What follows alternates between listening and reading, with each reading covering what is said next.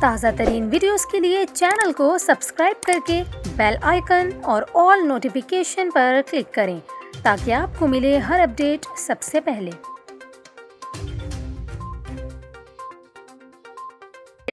اور ابھی آپ کو بتائیں، کراچی کے معاشی مرکز اور ڈیفنس کے پوش رہائشی علاقوں سے بارش کا پانی تاحال نہ نکالا جا سکا۔ کراچی میں بارش کے باعث جامع کلاتھ اور بولٹن مارکیٹ کی دکانوں میں پانی داخل ہونے سے تاجروں کو بھاری نقصان ہوا ہے۔ آئی چندی گڑھ روڈ، شاہین کمپلیکس سے گورنر ہاؤس اور وزیر اعلیٰ ہاؤس جانے والی سڑکوں پر پانی جمع ہے، جبکہ آرٹس کونسل، سندھ اسمبلی اور ہائی کورٹ کے اطراف بھی ریلا موجود ہے۔